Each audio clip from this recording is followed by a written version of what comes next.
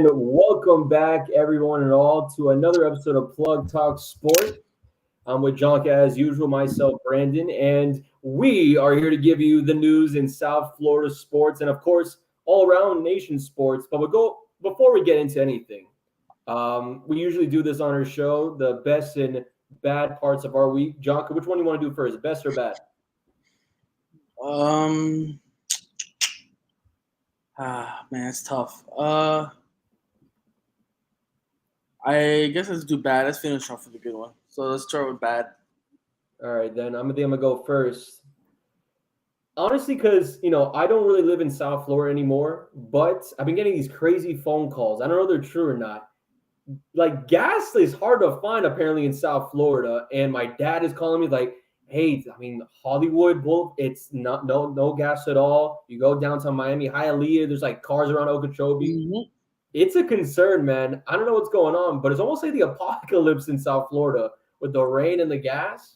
I just came from having dinner, and I went by like 5 gas stations, and in the line was just like huge. I'm like, bro, these people have to be either like desperate or something, because like if they just wait a day or two, this will all just get back to them. They just have to wait till the floods in Fort Lauderdale calm down so that the fuel trucks can make their way down. No, yeah. I mean, not even that, man. Like 26 inches of rain. I still can't believe that, but the stories out of Miami is just insane. So for those who are struggling a little bit, we're glad to give you a little bit of sunshine here about sports talk. But that's probably the bad thing for me, just the rain, gas, just hard to find in Miami right now. John, what about you? Man, I don't know, man. It's just a lot of positives, not too many negatives, so I'm not gonna complain about that. But man, I guess the negative would have to be, I guess we'll get into it later, but what's it called? Tyler Hero breaking his hand. Yeah. So he's out, which is going to make it difficult. I heard Giannis is going to be fine. So it's like, even though we took, I'm not going to get into it yet, so we have time for that later. But overall, yeah, not much, to be honest.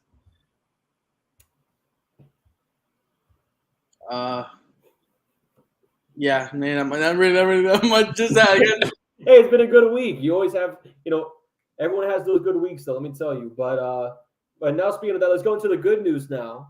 Another subject that we're going to be going into, but the Florida Panthers' 4th straight playoff appearance starting today against the Boston Bruins. So kind of a death sentence that series is, but it's glad to see the Panthers time to hunt again.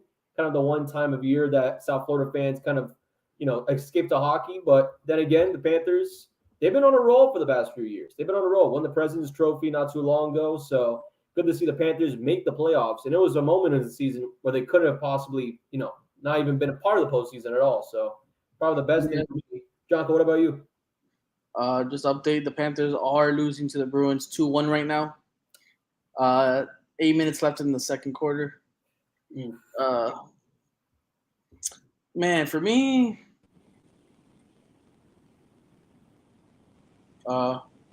who's that? Breaking news. What? What was that? Danny or? I don't know who that. Okay, I guess it was Danny in his car. I don't know. Oh my God. Well, I guess it's gonna have to be. Shout out to the just yesterday. What's it called? The transfer portal opened up for college football again. Yes. A lot of transfers today have been coming out. A lot of Florida State, Gators. They've been getting people in. Also, last week we didn't talk about had their spring game. So did Florida. So did FSU. But I'm talking about because that's who I am. I heard a lot of good things. I didn't get to go, fortunately, but I heard Ruben Bain was spectacular with 3 sacks, and that's like a sack is when you tap him on the shoulder, so you don't want to cause injury. But supposedly he could have had like 7, and then that's against the offensive line that was completely improved. But the majority of them didn't play. So I'm gonna say it as it will, but a lot of the recruits haven't come in yet. But I'm excited for this group right now. They're continuing to recruit for this transfer portal and for the future.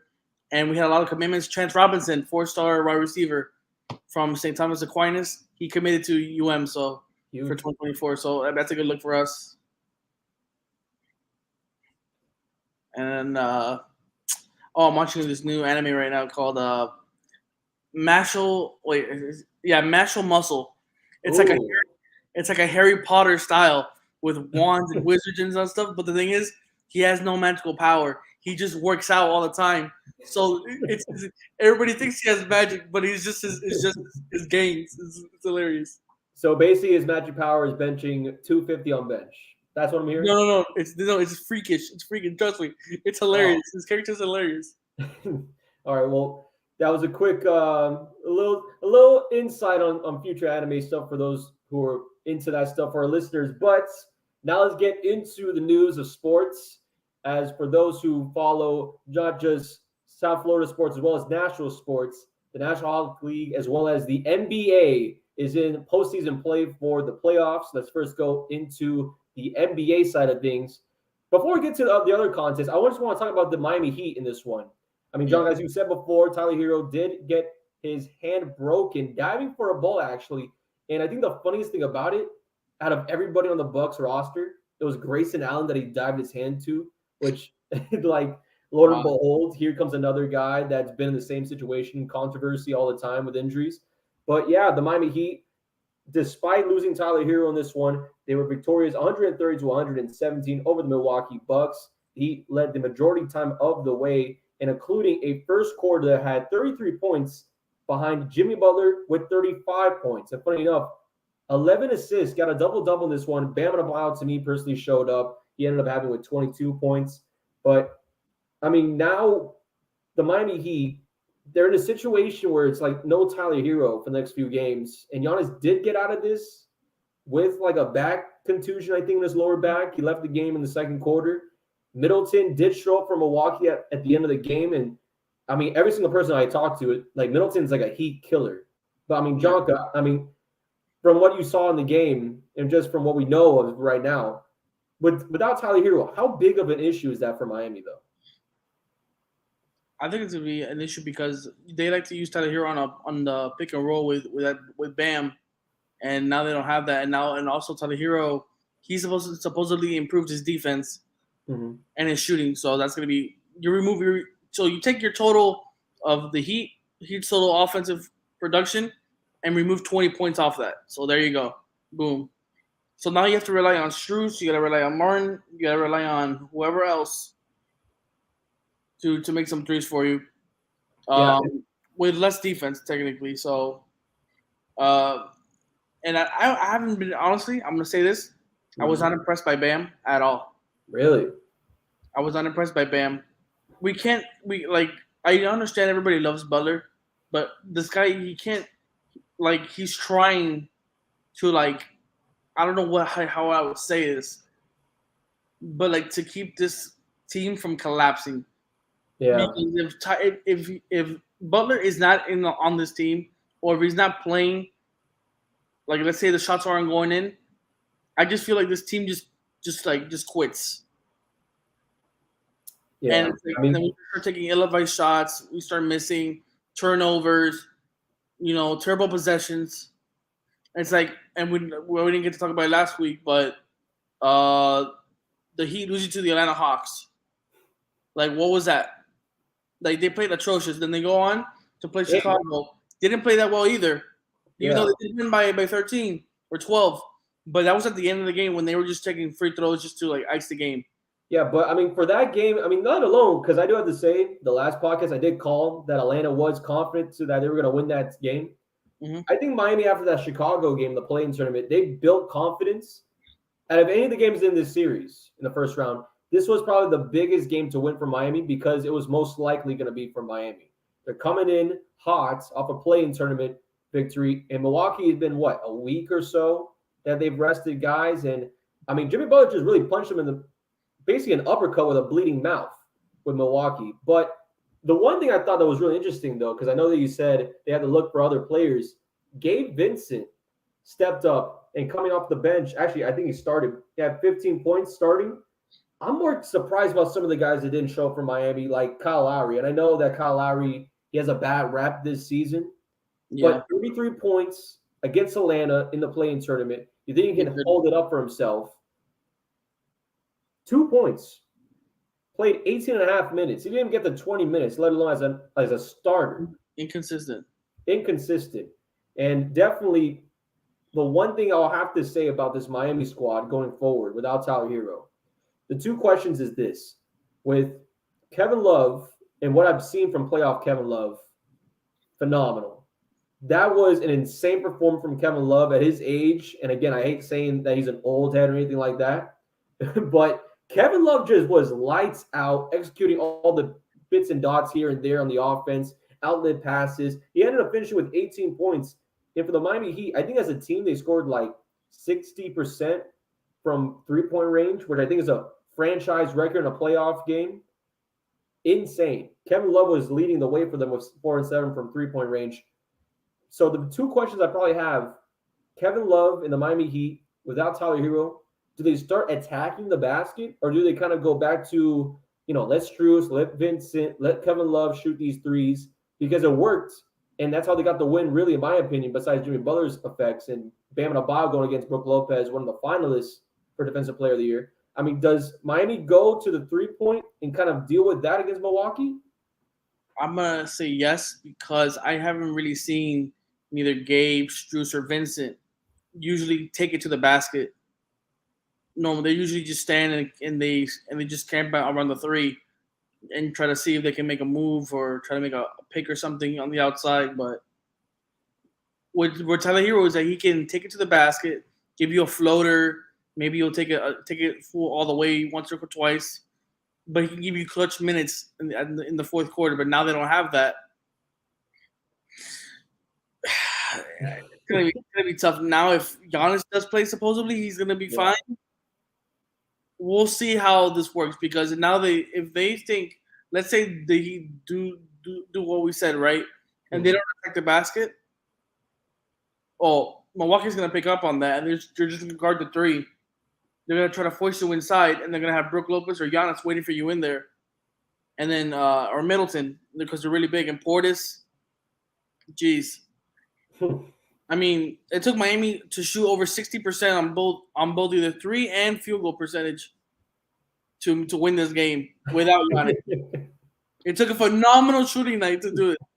Can they do it again? Will Jimmy work up the strength to do it again? Because if he doesn't, now without Hero, they need more production from somebody else. So, and Kyle Lowry even though he's a good player, but like he's too small. They're gonna gang up on him, and I think he's gonna have a struggle this series, and it's not gonna be enough. I think Bucks win game 2 for sure. And a look back from game 1 before we go into the other matchups. Joe Ingles with 9 points. Bobby Portis off the bench, 21 points. Bobby Portis off the bench was giving Bam Adebayo and Caleb Martin some issues down low. And then, of course, the big three, the three-headed snake of Milwaukee, including Antetokounmpo, being that of Middleton with that 33 points, and Drew Holiday, 16 points and 16 assists. So the Miami Heat on Wednesday will be back in Milwaukee to face them. However, that wasn't just the only thing that happened over the weekend. As a basketball fan, and I know I got a Courtside podcast episode coming up soon about this, but I just cannot stop watching these games. I don't even care if they're slugfest, man. Half of them are good, half of them are bad, but like, John, I mean, what was your favorite one from the weekend? It's game 2 is tonight. I'm gonna have to say it. Sacramento and the Warriors. That game from the start to finish has me on the rocks. Like the bees, man. It was like just back and forth. De'Aaron Fox, Steph Curry. Those are the two that were on fire, bro. Steph Curry had the shot to win the game, but I guess he didn't have enough time to pull it up. But it was incredible. Now I will call some BS. Mm-hmm. Malik Monk, let's be honest here. If you watch that game, he was given his 4th foul, right? He had no production most of the game until all of a sudden he drove in like 6 times and got given a foul every single time. and went to the free throw line, and that's like 12 free throws right there. All of a sudden, this was in like the end of the second half. This is ridiculous. Yeah, I'm but like, I mean, Malik Monk's that time, type bro. of player. Like, you got to be that type of player going against Golden State. I mean, a lot of people know Monk from Kentucky, like being this perimeter guy, shooting the ball, mid-range jumper. But Malik Monk in Sacramento, he's been able to attack the basket, and I think that's something that the Warriors weren't expecting in this series. I mean, honestly, I don't think anybody was expecting this stat line. Malik Monk finished with 32 points in this one, and right behind him, well, more like ahead of him, De'Aaron Fox, 38 points off of 40 minutes in his NBA playoff debut, the second most in an NBA playoff debut. I think either tying with Jordan or just a little bit short of Michael Jordan, which is a pretty incredible, group to be a part of right there. But from Malik Monk, De'Aaron Fox, there's a lot of people that I knew when I talked about the Kings and potentially this matchup that they were like, but how much experience do they have?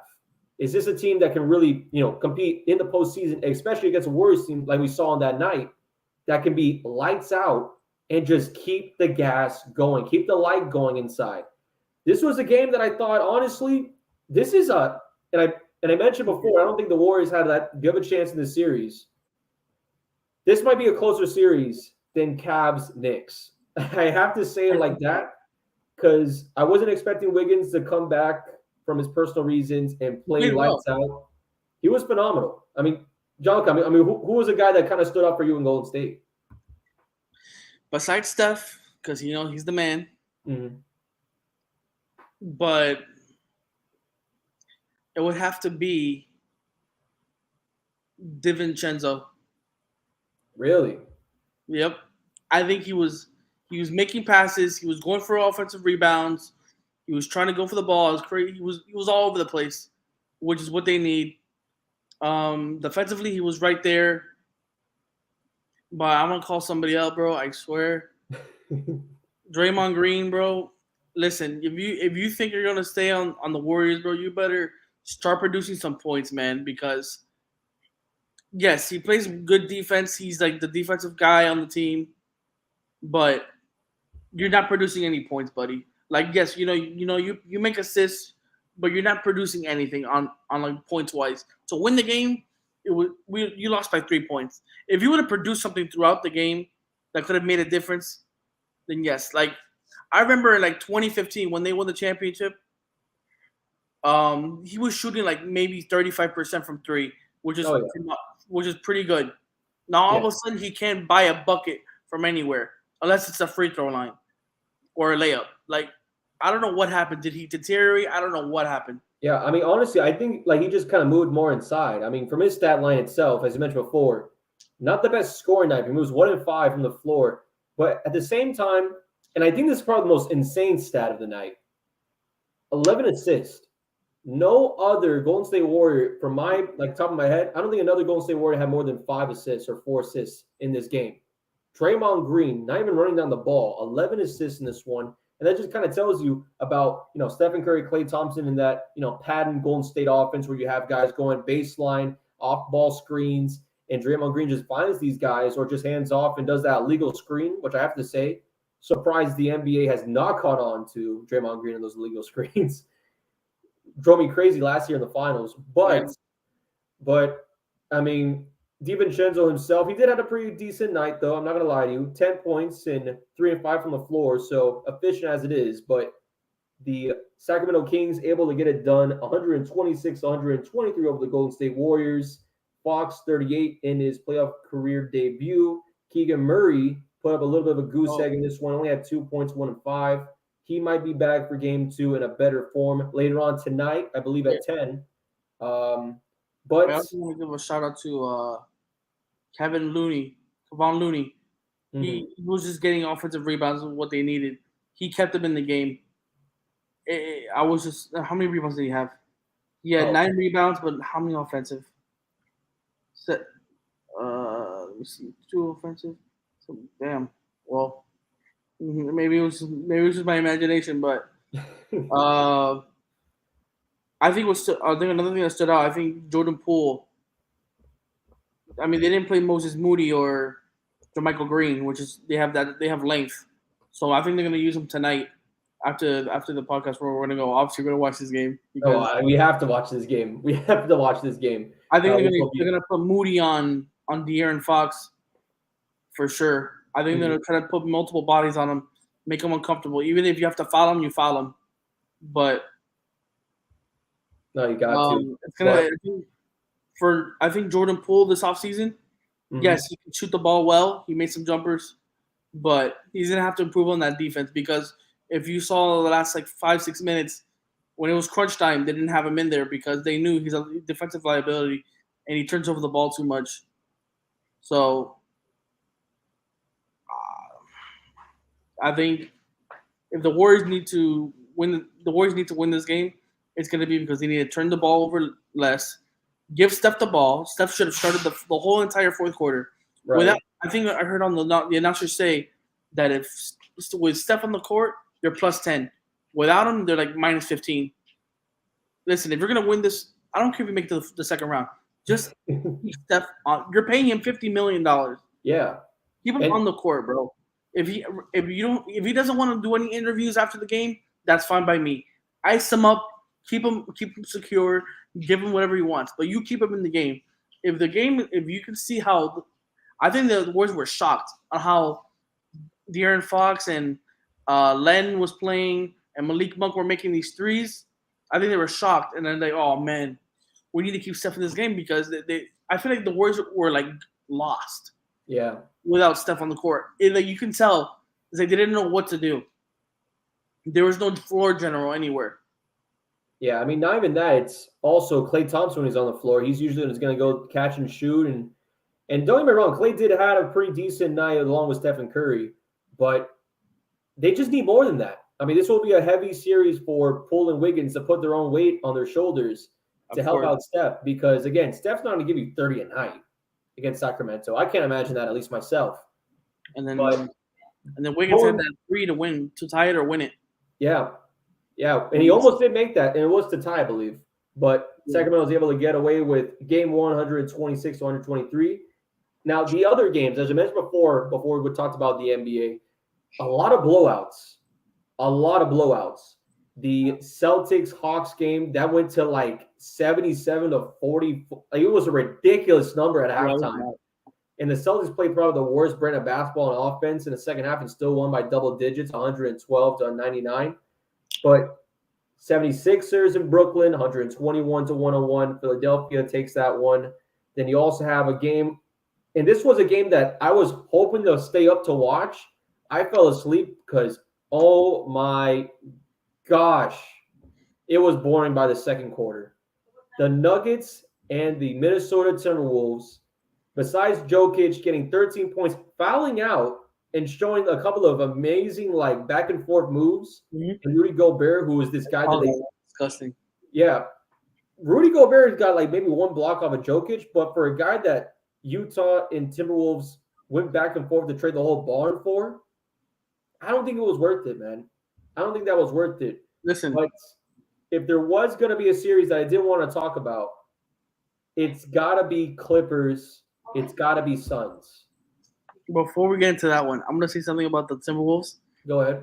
If any executive on the Timberwolves ever watches this or is going to watch this, I'm letting you all know right now, you need to get rid of Anderson from the Timberwolves. Oh, Kyle Anderson, yeah. He was putting absolutely zero effort into rebounds, shooting, playmaking.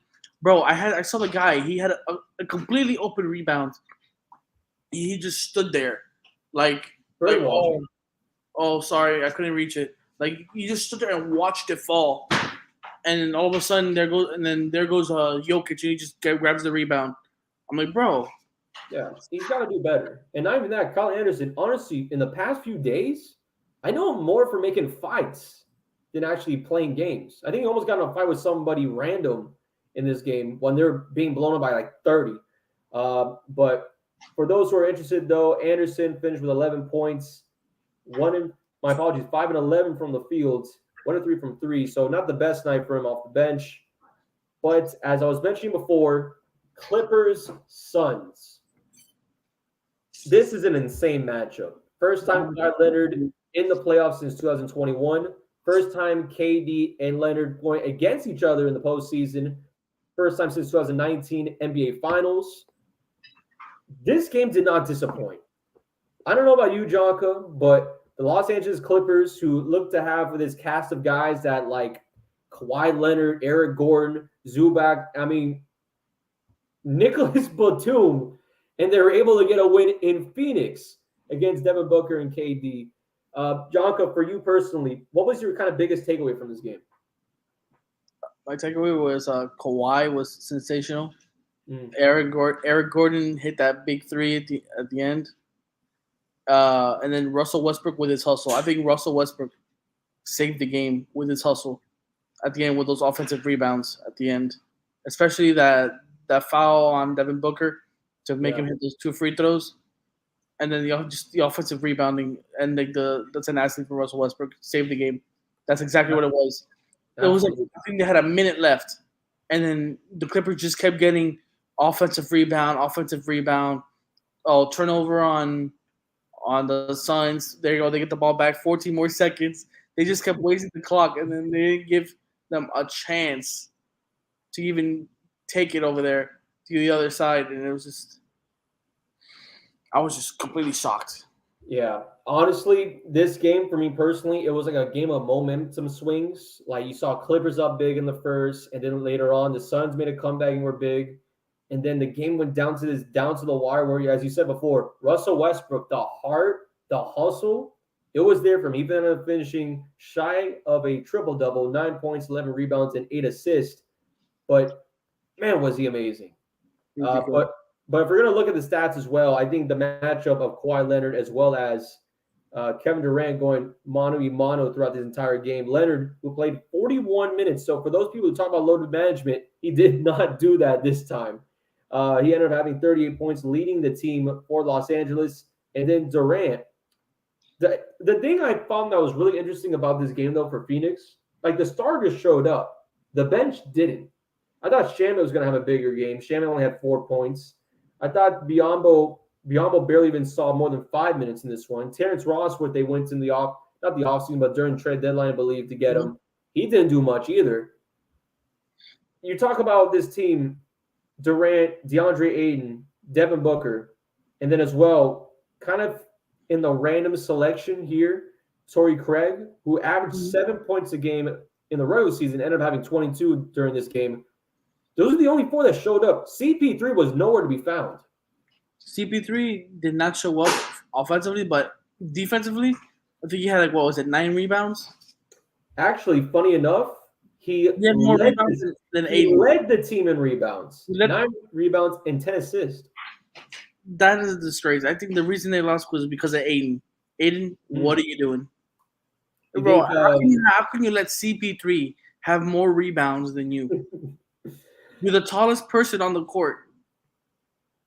Come on, bro. I mean, maybe Chris Paul's a part of his career where he's stat stuffing right now. You know what I mean? Maybe he's on a Westbrook trail. And what I found more pathetic about the rebounding is that you can get a rebound on both sides of the ball.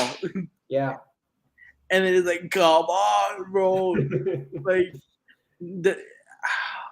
Yeah, I would have never, in my wildest dream, I would have never think of Zubac as well as DeAndre Ayton going neck and neck inside and Zubac winning the battle. You know what his 15 rebounds. He only had 12 points in this one. The majority of his rebounds, offensive rebounds. This was a game that, again, as mentioned before, a lot of the Phoenix starters showed up. The Clippers and again, besides Norman Powell, I don't have a lot of faith in this Clippers roster. But the only faith I have is in Kawhi Leonard at 38 points. But Eric Gordon, 19 points, catch and shoot type of guy. He also did make a little bit of moves on the wings. I'm excited for the next game. I wouldn't be too surprised if the Clippers take game 2. I think the Clippers are scary right now because this is the reason why I don't have the Phoenix Suns coming out of the West. Is because of that bench. It's because of the bench. If you can't give Devin Booker, KD, or anybody some rest without them having to commit suicide on the offensive side because your bench can't produce anything, it's like you're gonna kill them, bro. It's like you sit KD down. The moment he sits out, they're gonna guard Booker. They're gonna guard CP3. You know, Aiden's gonna be guarded too. It's like you could get some offense from them, but KD right now is the reason for you to win. KD's the guy. No, yeah. And if you remove him, then obviously they're gonna be like, okay, now we can really score, and they're just gonna abuse that because you have no bench. Exactly. And you know what? I would also argue, I know we're kind of like switching tracks right now, but for the Cavs and Knicks game, Mhm. it was like a wrestling match to start. It was just back and forth, bodies flying everywhere. But, I mean, as you said with the Phoenix Suns and them having not a bench, I look at this Cavs team. Donovan Mitchell had 38 points in this one.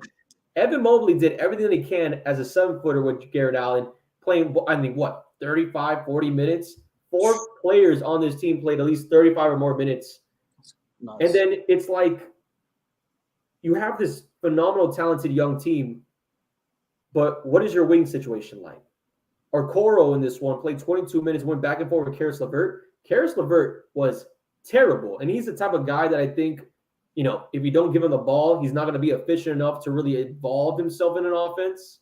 So this Cavaliers team, and again, I don't really offensive team was held below 100 points as New York won 101-97.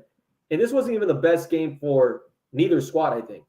I think it was more of a feel-out game, but Julius Randle for the Knicks, coming back from injury, double-double, 19 points, 10 rebounds. But Quentin Grimes, 5 points. RJ Barrett, the Canadian kid they're expecting, 31 minutes to show of 7 points. Quickly, a potential 6th man of the year, 3 points. The only players that really showed up besides Randall, the Villanova brothers of Jalen Brunson and Josh Hart. Josh Hart with a double-double, 17 points, 10 rebounds. Jalen Brunson, who I have been advocate of an all-star. He should have been an all-star this season. He acted like an all-star in this game for game 1 in Cleveland. 27 points. A lot of isolation, though. 2 rebounds and 2 assists. And this is the actually first road victory for the New York Knicks, I believe, since 1999, when they were on their way as an 8 seed to the NBA Finals. Jonka, before we go away from the NBA, I was curious, is there a series that kind of stood out to you? Because I know you said the Sacramento one, but is there one that you think that people should know about? I hate to say it. I really do hate to say it. I think you know where I'm going with this. I have an idea. I think they played Sunday, right? They did. Yeah. They did. But the Lakers and the Grizzlies matchup is going to be interesting. Now with John Morant and his hand injury, we haven't heard anything so far on what it is or what happened with his hand, but it just seems like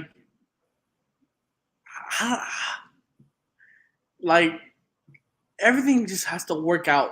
Yeah. For LeBron, bro. It just seems like he goes into if John Morant was fully healthy, I think Austin Reeves doesn't go off at the end of that 4th quarter. Let's be honest. Yeah. I think with Ja on him on defense, I think he'll have to make other decisions besides shoot it. I think it would have been a completely different game because I think Ja was like limited in minutes in the second half because of the hand thing. Yeah. And yet still the Grizzlies had a lead on them like by 10. And I'm like, the Grizzlies could still beat them. But with this now, with this developmenting story, I think the Lakers could pull this off. Maybe 4. No. Yeah, it could be 4, maybe 5. Yo, look, I'm not going to lie to you, Jonko. When I first started watching that game, I felt like there was no way the Lakers were going to lose this game. And between that and LeBron wasn't even the best Laker on the floor that night. So they did. Rui Hachimura, let me just double check his stat line. Yeah, 29 points, Rui Hachimura. And then as well, Austin Reeves, as mentioned before, yelling, I'm him in Memphis. 23 points for his NBA playoff debut. D'Angelo Russell, I mean, I know he's been loading for like 7 years, but like I think it just got to it. 19 points in this one. AD 22 points. This Lakers team offensively, and as I mentioned before, we don't really know what's going to happen with John Morant and how he's going to feel out the rest of the series. But no Steven Adams to help you out inside the paint. The Defensive Player of the Year, which was announced today, congratulations to Jaren Jackson Jr. He ended up having 31 points in this one. Yep. But he played like 37 minutes. He's the only guy inside without Steven Adams that can even make a force against Anthony Davis. And let alone some nights, as we was proven in that game one, he might not be the best forward on the floor night to night. So, I mean, again, John, I do agree with you. I think the Lakers probably do get this one through at least 5. I think at least 6 games. I'm gonna put, because Memphis is number 2 season for a reason. I'll leave it at that. And they do still have some. They still have to have some. I would have to say not swagger, but I mean Desmond Bain after the game talked about Rui Hachimura saying probably the best game he's ever played. But we'll see if he continues that game 2. So there's a little bit of tension. For sure, the Grizzlies have to win game 2, and I got to see what happens with Ja because you were just stating the stats right there. Austin Reeves and D'Angelo Russell, what position are they? Point guard. Point guard. And John Morant, what is he? Point guard. So they would have been guarding each other. So like imagine what if Ja was playing an excellent defensive game if it wasn't for that injury? Exactly. It could have been the other way. Mm-hmm. So, but Rory, I gotta give props at Hachimura was on crack that yesterday. Absolutely insane. Bang bang! I'm like Jesus. Oh yeah, he was him. But to put down the whole rundown of the playoffs, as I mentioned before, all the scores, I'm gonna say it one more time. Celtics 112-99 over Atlanta, 121-101. 76ers over the Nets, 101-97. The Knicks taking game 1 in Cleveland against the Cavs, 126-123. Kings on top of the Warriors. The Sunday slate of games, 128-112. The Lakers beating out John Morant and the Grizzlies. Your Miami Heat, 130 points, beating out in an upset victory in Milwaukee. Bucks only scored 117 that one. Clippers defeating the Suns in the Valley, 115-110. And the slugfest, that is Nuggets Timberwolves. Nuggets winning 109-80. Now, we got the NBA out of the way. Let's talk a little Panther talk. Let's talk a little NHL playoffs. The playoffs just started today for those who have been watching hockey throughout the season. It got down to the wire to just about the last week. And the players and teams that were fighting for the last spot, they're in a little bit of a tough situation right now. The Florida Panthers are in the second period, just about halfway through the second period against the Boston Bruins as of right now. Bruins leading 2-1. And the Hurricanes, the Carolina Hurricanes, on top of the Islanders, 2-1 here. But speaking of hockey, let's focus on the South Florida product that is the Florida Panthers. Their 4th straight time in the postseason, and as well with a guy at goal that isn't Sergei Bobrovsky, but Alex Lyon, who was, I believe, 6-0-1 to come into the playoffs. Jonka, we're talking hockey right now, man. How excited are you about this postseason for the Panthers? I get excited about this time of year because we got baseball just starting, we got NBA playoffs, and now we got NHL playoffs. And it's a good thing we get to see our hometown team, the Florida Panthers, play. They're down right now 3-1 at the end of the second period. Oh. Yeah, I know. No. It's not looking good right now, but that's okay. It's an away game. I can accept it. I just hope to see some improvement. I just need to see something that can, because this year was not much of a, because I think it was like 2 years ago or last year where they had like a excellent year. They were supposed to make the finals, and we flopped. We won the President's Trophy so long, man. It feels like a centuries, but I think it was like 2 years ago. But the Panthers, I mean, you're right, Jonka. It's like we got these expectations. They don't really meet the expectations. I mean, this year, granted, they're the AFC, they're a wild card team going against the number one team in the entire nation, and probably not going to say all-time NHL. That's going to be controversial as it always is, but franchise record for points, league record for points to end off the year, President's Cup trophy winners. The Boston Bruins, I don't know if I have the Panthers in 4. I don't even think I have the Panthers at all. I think the Panthers probably lose this series, but they got to take one game, though. They got to take one game. But also looking around the NHL, from the matchups that we have right now, it's kind of a death sentence for the Florida Panthers, even if they make it out in the Bruins series, because they'll have to go against either a familiar foe in the Tampa Bay Lightning, who have somehow always have our ticket in the postseason play, and then as well potentially the Toronto Maple Leafs. Then again, the Maple Leafs are kind of stuck in curse in the first round of the playoffs. This is like a year-by-year basis with the Maple Leafs, no matter how good of that team that is. And it looks like, honestly, I think Toronto is going to have some issues against the Lightning just because of that curse. And also Tampa Bay, multiple championships in the past few years, and they're still looking for more. Listen, I think what the Panthers need is a whole new rebranding. Rebranding. Take away that Florida shit. Excuse my language, but take away that Florida shit.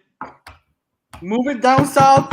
Where down for where the real shit, and then bring the hockey to Miami and watch how the ticket sales go up. Watch how everything goes up, because I think it's because South Florida people want to go to Panthers game, but it's just too far. That's all the way in Sawgrass. Yeah, but like it's right next to. I want to go. Listen, if the ticket sales go up, then we can afford stronger players. We got some of the best players right now. All right, we got Kachuk, we got Barkov. Unfortunately, we got Sergei Bobrovsky. That's my thing. I'm more of a Spencer Knight type of guy. We got Duclair. I mean, the Panthers got guys, but I want to go back to saying the move the team to Miami, though. Move the team to Miami or Fort Lauderdale or something, bro. It's just Florida Panthers, bro. It's just like you got Tampa Bay already. They got your number, bro. If anything, if you want a bigger market, more money, which could give you obviously better chances of getting, bringing people. It's like, okay, you know what? I spend my whole entire day in the cold. One that can give me some sun. Come down to Miami.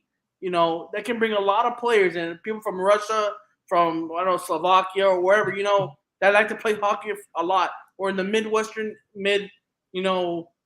USA where it's usually snow and freezing all day. Yeah, the Northeast as well. Come down south, then they expect, oh no, we're in Sawgrass, not Miami. Come on, they're getting catfished over there, bro. That's what it is. Hey, rebrand it. Keep the Panthers if you want. Keep it Miami Panthers, Miami something. I can't do. Look, like they took away Florida Marlins. I can't let them take away Florida Panthers. We gotta have at least one Florida team. I'll agree with that. Bring back Florida Marlins and give me Miami Panthers. We're gonna make an exchange. We're gonna call the commissioner. We're gonna have a quick duel. The Marlins have yet to lose with their OG uniforms on. Yes, man. And they also you saw the museum? I know we're going to baseball talk, but you saw the museum for the Marlins? The pictures of it? No. Oh, beautiful. Beautiful. They got a Fernandez shrine and everything. Sandy out there. They got the Chaz Chisholm MLB The Show cover in frame inside of a case. I'm telling you right now, that's definitely a museum for those Marlin fans who are trying to get $8 tickets on a Friday. Definitely should check it out. But the last thing I would say about the NHL, the Florida Panthers, I'm going to do this little spill about it. Alex Lyon, who has been phenomenal the last part of this season, probably one of the main reasons why we're even in the playoffs right now, with him being at goal. I predict that in similar way that we've been in the past few playoff series, the goaltenders don't really get the good eye on them. There was one series where we had Spencer Knight, Sergei Bobrovsky, and even I think it was Drieger that we had before we went to the Seattle Kraken in the expansion draft that people were just ripping apart. Do not do that. Boston Bruins, phenomenal franchise, phenomenal team. Honestly, the Panthers, do they have a shot? I mean, they went 2-2 against each other in the regular season. So, and again, that was a series that they went 2-2, and the Panthers won all the games at home. So who knows exactly what they can do in TD Garden. But I think that's the most hockey talk we'll do right now. The Panthers kind of down on their luck. Listen, this is I don't know. this is why I get mad. Let me just point this out, right? Okay. It was just a couple years ago where the Las Vegas Knights were an afterthought. They weren't even a concept. Right. All of a sudden, their first ever year, they make it to the Stanley Cup Finals, but they lose. But respect, their first ever year, right? Okay, Yeah. Las Vegas, big city. Florida Panthers, we've been there for a while, bro. And have we even made the finals ever or no? We made it once in the 90s, but we lost to the Avs. So This is what I'm telling it's you, been a bro. I long think road. it's time. I'm sorry to say it. I'm just telling you. I think it's time for a new look, a new rebranding. I don't know, man. They already got the whole logo. They got first place in the Western Conference. What is this? What is this, bro? This is so cool. Bashing the Knights. Vegas, you can't be bashing the Knights. But yeah, I mean, for those who are curious, though, the series for the rest of the actually, Jonathan, I don't know if you want to go into this or not, or go straight to our next topic.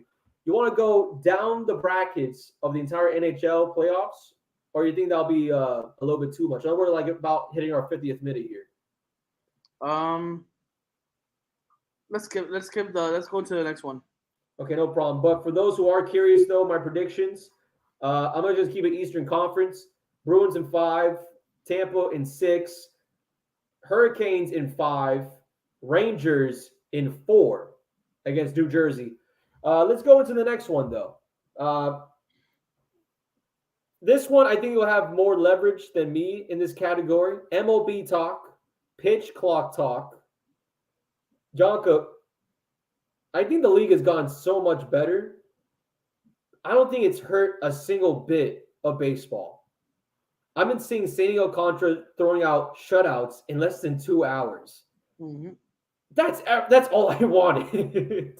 That is all I ever wanted in baseball. I wanted to see these guys, and as I mentioned before in an earlier podcast a few weeks ago, they're also using it as mind games too.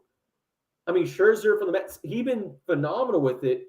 I mean, Jonko, what's your take on this whole thing? You think it's kind of hurting the MLB? I mean, we've been, a few games now inside the season. I mean, what are your takes from it? I actually love it because it makes the game way faster. Because I remember just sitting there waiting. It's like after every pitch, it's like another 30-second, 45-second wait for the next one and the next one. Then you have to wait for him to just stand there looking to see the signs. Then like no, yes, no, yes. There and it's like okay, then he throws it, and then we gotta do the whole system again.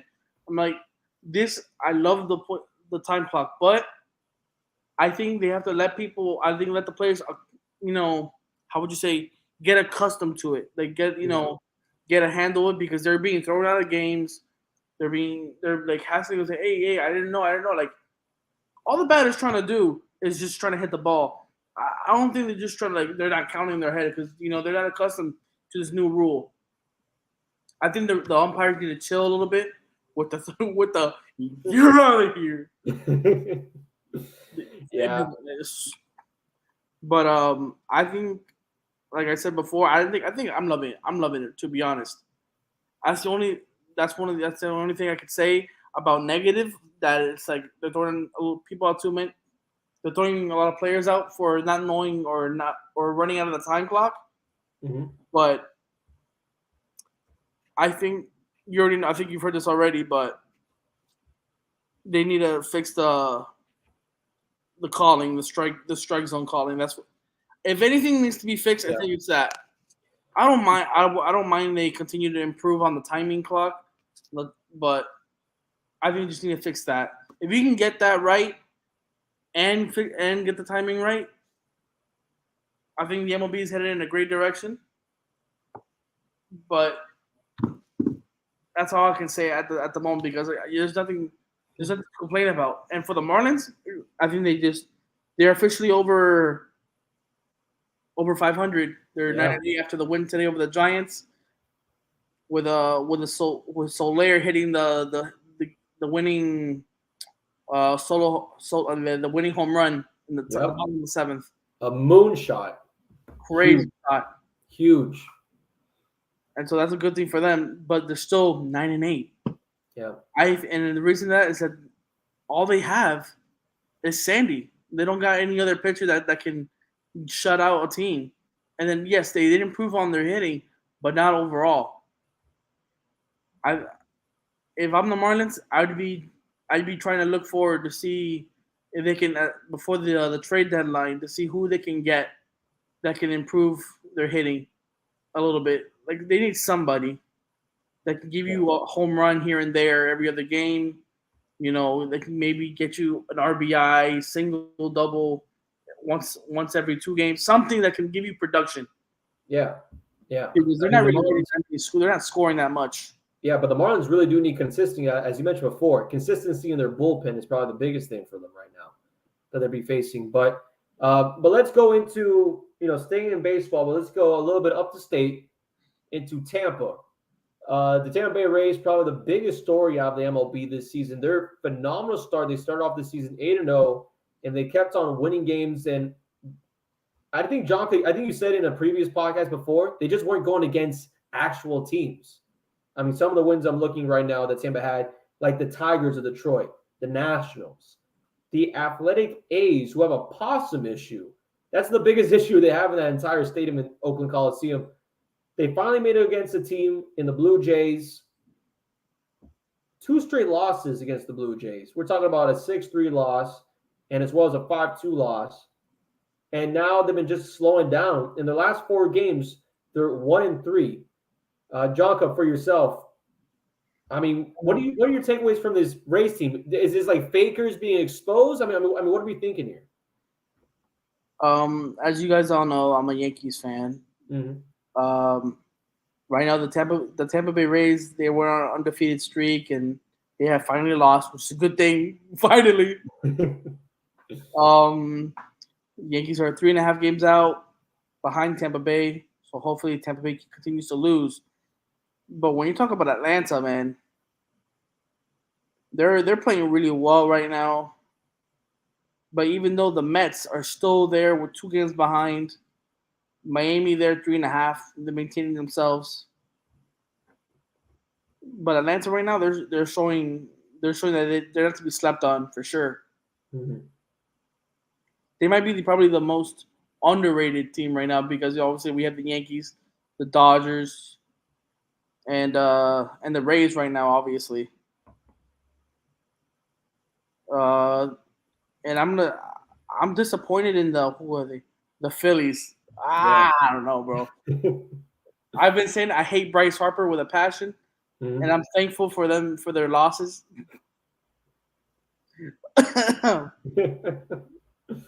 But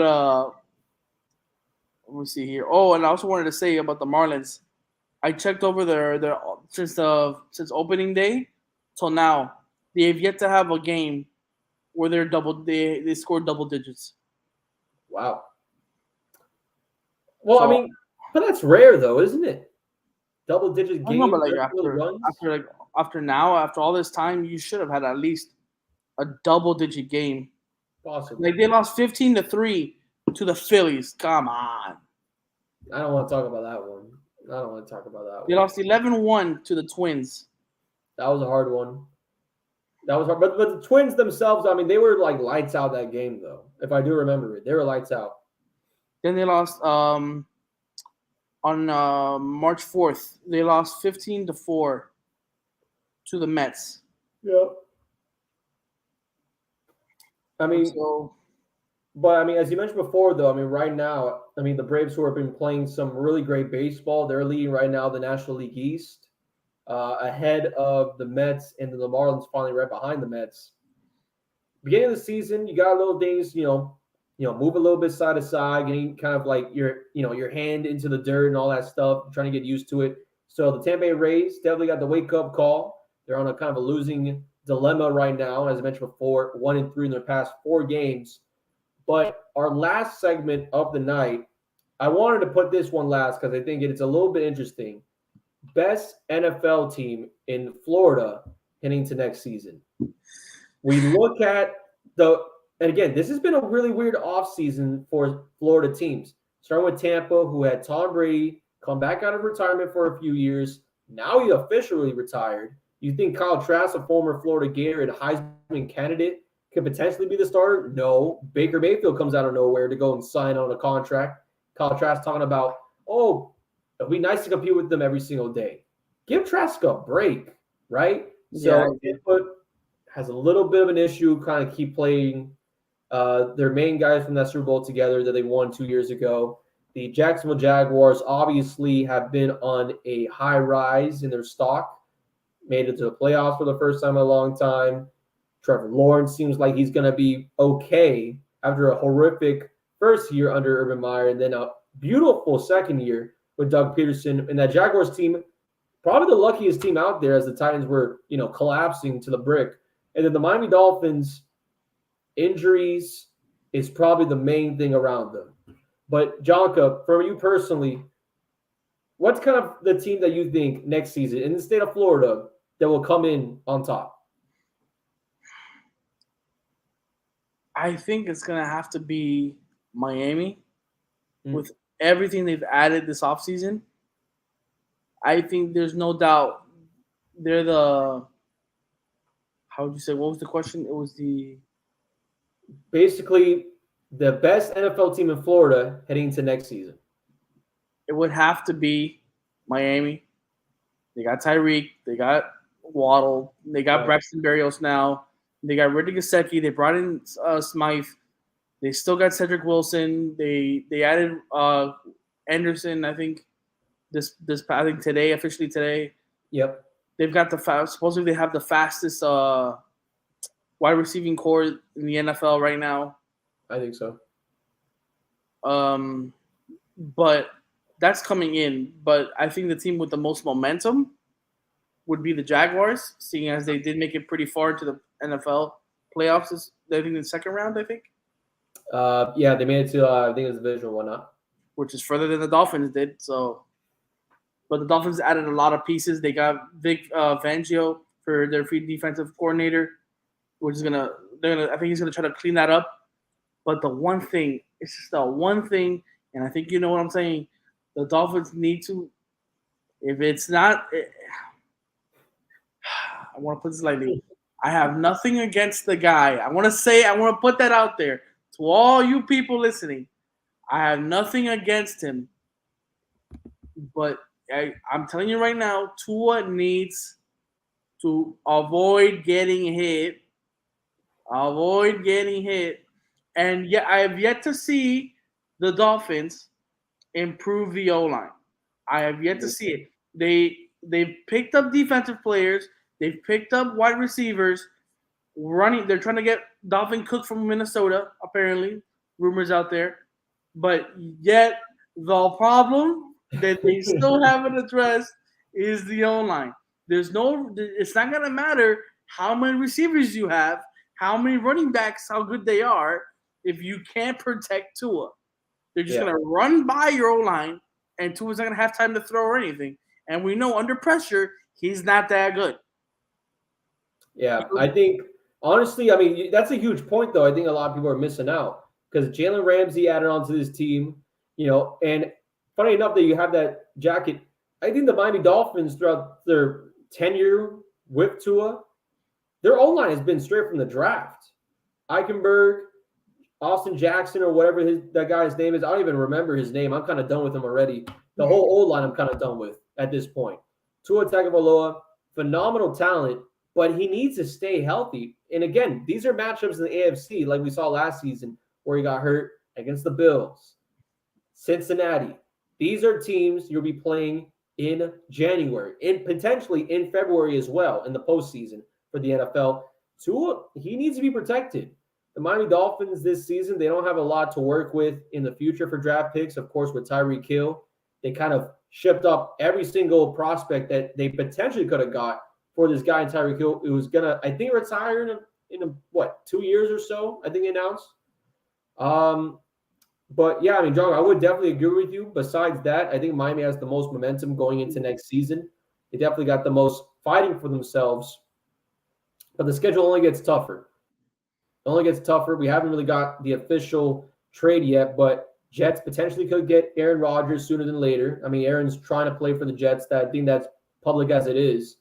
Bills, they're going to still be the Bills. They're still going to be a really dominant team. And then the Patriots, the Pats, it's a really interesting thing about them because I think this year's draft, they're going to do really well. And what they have right now, I think they could really work with it, especially with Gesicki, who was with the Miami Dolphins for his entire career as a receiving tight end, now goes on to New England. It's going to be a good season. It's going to be a good season. It's an amazing pickup for New England. I have to say that. Thank you. We were improving, and especially Bill Belichick bringing back Bill O'Brien from Alabama. Huge. Offense, he said supposedly he's changing the entire offense because Bill O'Brien said that when I got here, most of the players didn't know what to do on offense. They said, he asked him a question. Oh, what does this play mean? And he's like, and it was the complete opposite of where it was. And it's like, so the players didn't even know what they were doing or what they were supposed to be doing on the field. Just imagine playing that while in game time. Like, there's no wonder they didn't succeed. Now, I'm gonna point this out, Brandon, before I know we're getting a little late into this. No. This will be the last take of the night. This is the problem. This is why I think this year is Tua needs to prove he's the guy. This is exactly why. Because I've spoken to my brother, who's a Dolphins fan, and a Tua guy. You got Kansas City, Patrick Mahomes, Josh Allen, Joe Burrow, Justin Herbert with a new Kellen Moore, an offensive coordinator over there. That's going to be improved for sure. Baltimore, I think Lamar's going to stay in Baltimore, to be honest. Mm-hmm. So Jacksonville, you know what happened with that? They're going to be improving also. Pittsburgh, Kenny Pickett, they picked up at the end of the season. They're going to be formidable on defense, and their offense is going to be a little bit better after the draft. New England, they're going to be improving also. The Jets with Aaron Rodgers, once they officially sign him, and everything else, that team is going to be formidable also. The Tennessee Titans, you can never sleep on them because it's like, Derrick Henry and everybody else there, you can't sleep on them either. The Browns can sneak up on you. Denver Broncos with Russell Wilson and their new offensive coordinator, I think they're going to be they can be a wild card. They could be. It could. Wild card is a good way to put it. Vegas Raiders, forget about that. That's garbage. And then the Colts and the Houston Texans. The Texans could be a good one. I will say that. With this offseason, they can make some noise. All right. I heard you first. Out of those let's say those top 12, the Tua's going to have to outplay those quarterbacks, and each team will have improved, and so the Dolphins. I'm not gonna lie. Mm-hmm. Mostly it's on defense. Let's be honest, but the O-line has not improved. Like I said before, if Tua doesn't show some improvement on offense with the squad he has and the additions he's gotten, do you think he should be traded or should be put down? Or do you give him an extra year until he finishes out his rookie contract, and then from there you figure it out, which would give him 2 more years? I think the only thing about this Tua situation, because if there was like a situation in the NBA, you can make a couple of conversations and I think it'll still be much better than what it is in the NFL. Because in the NFL, there's a lot of quarterbacks that are right now available, and I'm not saying better than Tua, but you can move on from Tua. He goes on. I think that, for what he's shown, it's a lot of light. I think you go on until the end of his rookie contract and go from there. I think the NFL, especially with the quarterback position, you got a guy like Lamar Jackson who is asking for the biggest buck. and the Ravens try to do it for him. And at the same time, it's like Lamar's asking for someone that the Ravens can never even afford. So with Tua, depending exactly what his contract looks like, whatever he asks, what his value is, and the Dolphins can analyze that and think that maybe that is what it is. That's what I'm really curious about more than just the content of him staying healthy throughout the entire season. I want to know how much does Tua want to stay in Miami, and also how much does he think Miami needs him. That's what I'm more curious about. But if there was a situation where Tua was just messing around, wait for the contract, see what it is from there. I think trading Tua, let alone for me, would just be insane for Miami.